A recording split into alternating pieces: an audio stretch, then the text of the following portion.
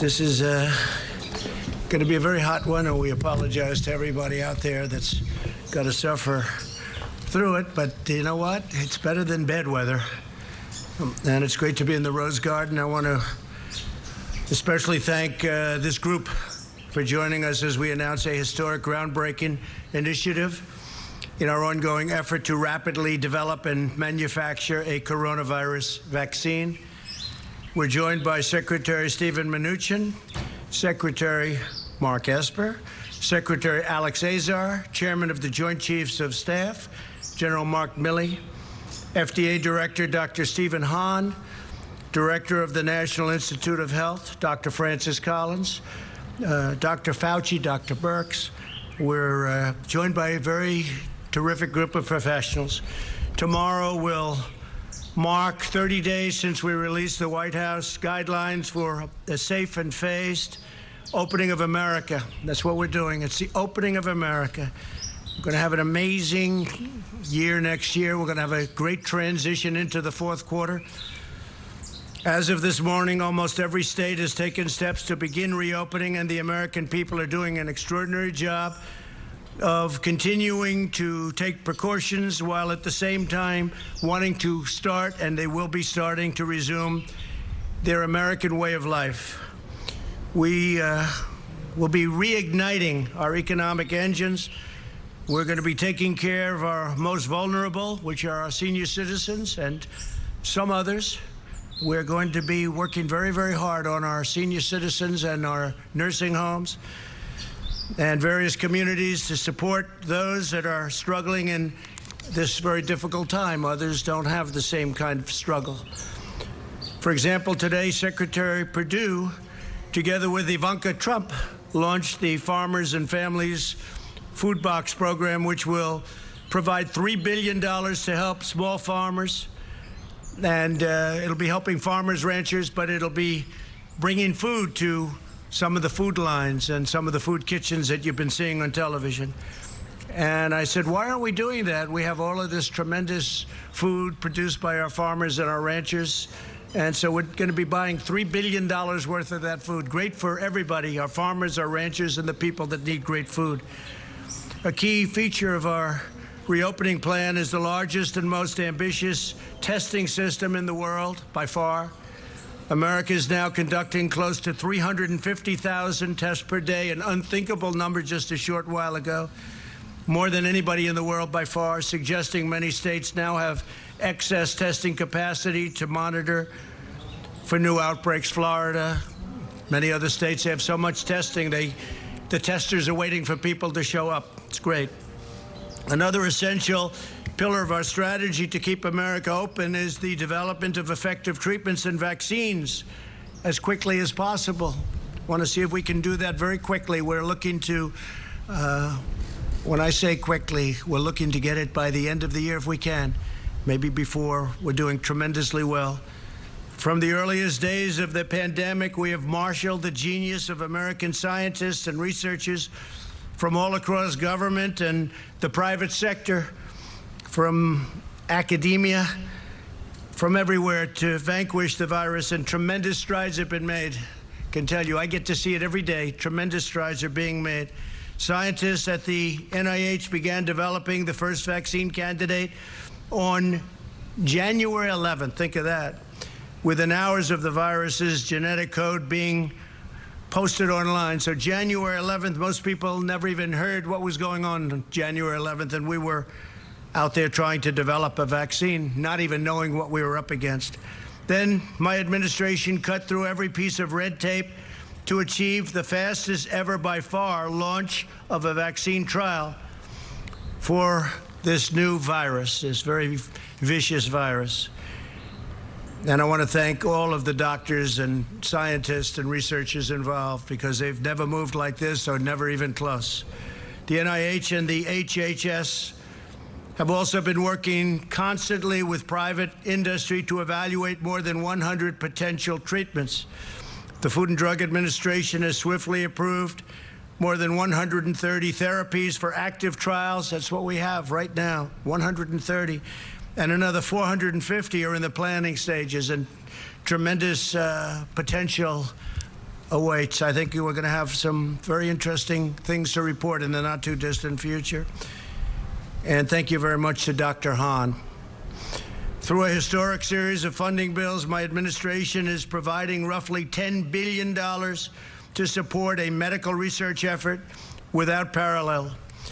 I especially want to thank Senator Steve Daines of Montana for his incredible work. He has worked so hard to secure additional funding for vaccine development. He has been right at the forefront. Today, I want to update you on the next stage of this momentous medical initiative. It's called Operation Warp Speed. That means big and it means fast, a massive scientific, industrial, and logistical endeavor unlike anything our country has seen since the Manhattan Project. You really could say that nobody's seen anything like we're doing, whether it's ventilators or testing. Nobody's seen anything like we're doing now within our country since the Second World War. Incredible. Its objective is to finish developing and then to manufacture and distribute a proven coronavirus vaccine as fast as possible. Again, we'd love to see if we could do it prior to the end of the year. We think we're going to have some very good results coming out very quickly. In addition, it will continue accelerating the development of diagnostics and breakthrough therapies. The great national project will bring together the best of American industry and innovation, the full resources of the United States government, and the excellence and precision of the United States military. We have the military totally involved. We're also working very strongly with other countries who are also have some great scientists, doctors, and we're all working very closely together, and they're viewing us as the leader, and we are the relationship with other countries on solving this problem has been incredible. To date, Operation Warp Speed has brought together all of the experts across the federal government from places like the NIH, CDC, FDA, and many other agencies. This historic partnership will now bring together the full resources of the Department of Health and Human Services with the Department of Defense, and we know what that means. That means the full power and strength of the military, and that really talking about the logistics. If we get it, when we get it, that means the logistics, getting it out so that everybody can take it. And today we're proud to announce the addition of two of the most highly respected, skilled professionals in our country, worldwide respected. Operation Warp Speed's chief scientist will be Dr. Moncef Slaoui, a world-renowned immunologist who helped create 14 new vaccines. That's a lot of our new vaccines in 10 years during his time in the private sector, one of the most respected men in the world in the production and really on the formulation of vaccines. Joining Dr. Slaoui as Chief Operating Officer will be General Gus Perna, a four-star general who currently oversees 190,000 service members, civilians, and contractors as commander of the U.S. Army Material Command. That means logistics. That means getting it out. We got to get it out there. So, General, thank you very much. And Doctor, thank you very much. It's great to have you on board. Really highly respected people. Thank you. These two outstanding individuals will provide more details following my remarks.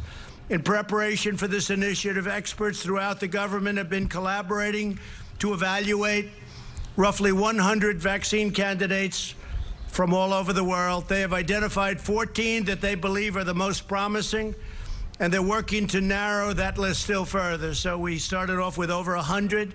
We're down to 14, and we have some really interesting choices to be made. They're doing very well. Through Operation Warp Speed, the federal government is providing unprecedented support and resources to safely expedite the trials, moving on at record speed.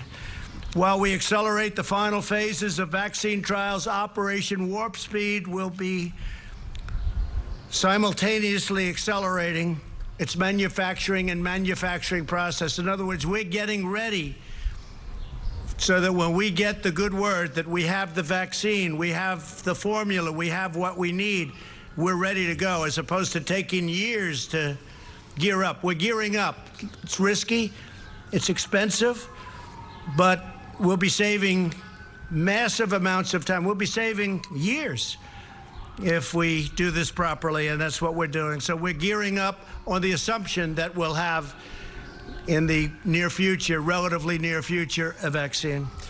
Typically, pharmaceutical companies wait to manufacture a vaccine until it has received all of the regulatory approvals necessary, and this can delay vaccines availability to the public as much as a year and even more than that. However, our task is so urgent that under Operation Warp Speed, the federal government will invest in manufacturing all of the top vaccine candidates before they're approved. So we're knowing exactly what we're doing before they're approved. That means they better come up with a good vaccine because we're ready to deliver it. This will eliminate any unnecessary delay and enable us to begin providing Americans with a proven vaccine the day our scientists say, we're ready, we got it.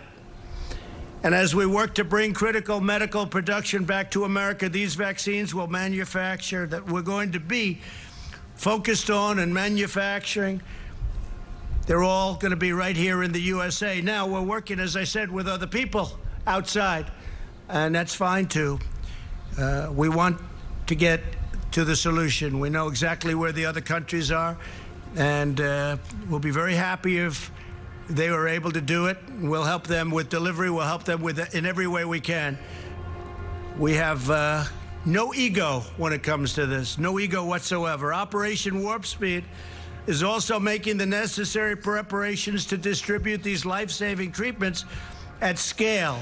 So we're talking about massive numbers so that millions of Americans will quickly have access to them. This includes ramping up production of supplies needed for distribution. And I have to say, we're also very, very much involved in other things other than the vaccine. If you take a look at what we're doing beyond vaccines, it's going to be very interesting, and we may talk about that in a little while.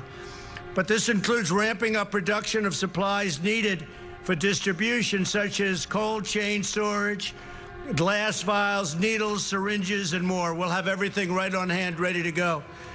When a vaccine is ready, the U.S. government will deploy every plane, truck, and soldier required to help distribute it to the American people as quickly as possible. America's blessed to have the most brilliant, talented doctors and researchers anywhere in the world.